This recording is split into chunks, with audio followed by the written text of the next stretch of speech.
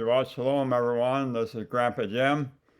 I have a short message to share with you. The title of it is To the Law and the Prophets. In Matthew 5:17 says, "Do not think that I came to abolish the law or the prophets. I did not come to abolish, but to fulfill." Fulfill just means to fill up, to complete, to do. And till heaven and earth pass away, that's not going to happen. And I looked out the window, and guess what? The earth is still here. In Isaiah 8:19 through 20, when they say to you, consult the mediums and the spirits who whisper and mutter, should not a people consult their Elohim? Should they consult the dead on the behalf of the living? To the law and to the testimony, if they do not speak according to this word, it is because they have there's no light in them. In other words, there's no truth in them. If they make it up themselves, they're false prophets.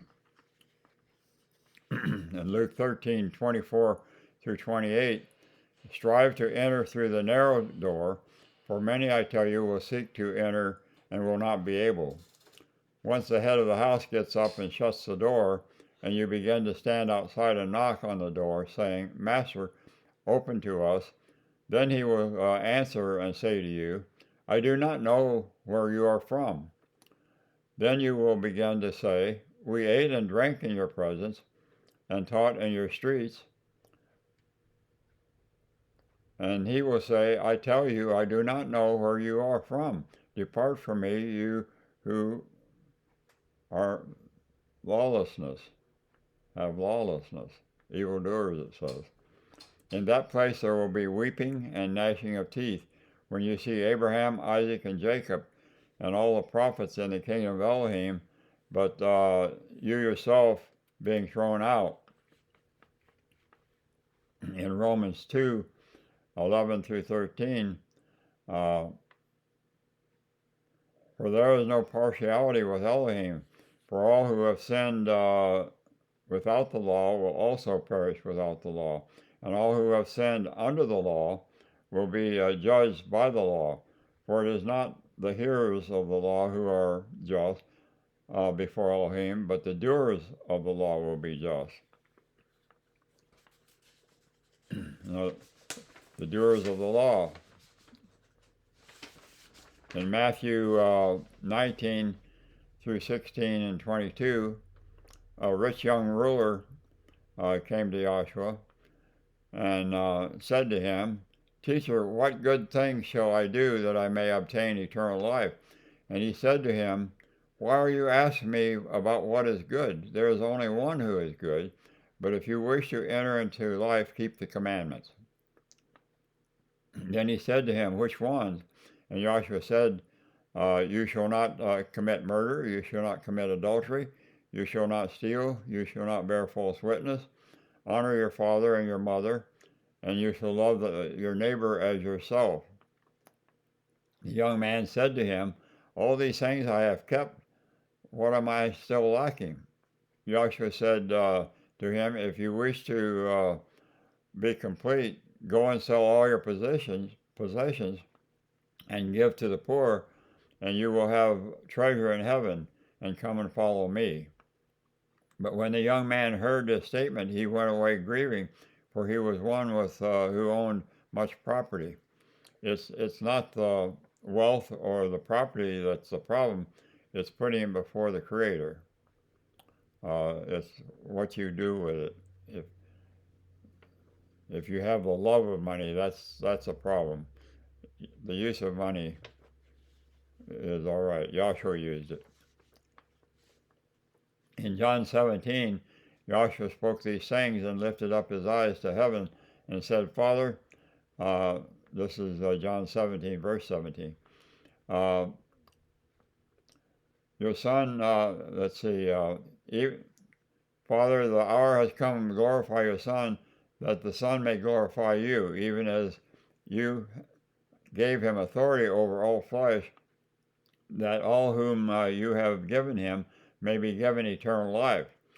This is eternal life, that you may know that you are the only true Elohim, and Yahshua Messiah, whom you have sent. I glorify you on earth, having accomplished the work which you have done, which you have given me to do. Now, Father, glorify me with yourself, with the glory which I had with you before the world was.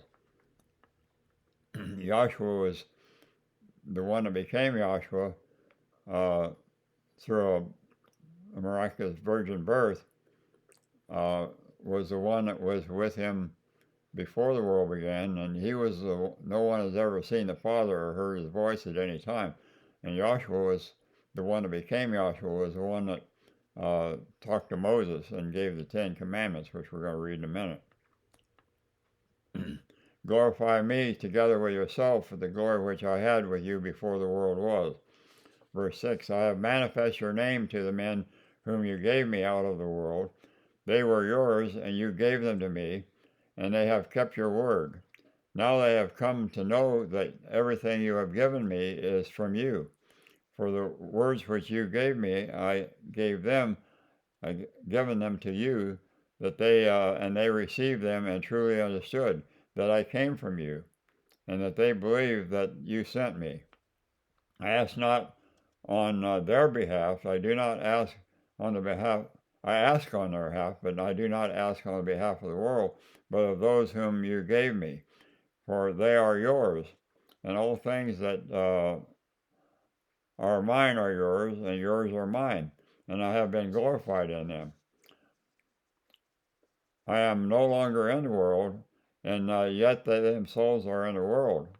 And I come to you, Holy Father, keeping your name, the name which you have given me, that they may be one even as we are. While I was with them, I was keeping them in your name, which you have given me, and guarded them, and not one of them perished, but the son of perdition, so as the scriptures would be fulfilled.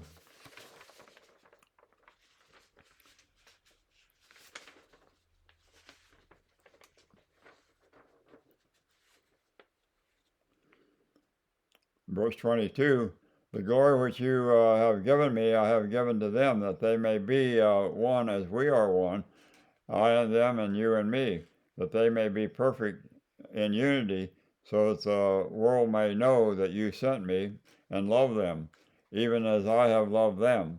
Father, I desire that they also, whom you have given me, be with me where I am, so that you may see my glory, which they may see my glory, which you have given me, for you loved me before the foundation of the world.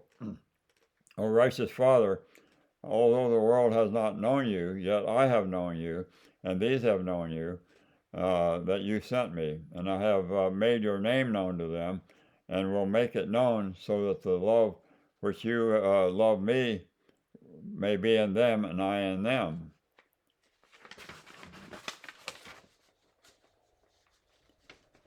All right, let's read the commandments that he gave. Exodus 21 through 17. Then Elohim spoke all these words, saying, I am Yahweh your Elohim, who brought you out of the land of Egypt, out of the house of bondage, of slavery. You shall have no other Elohim before me.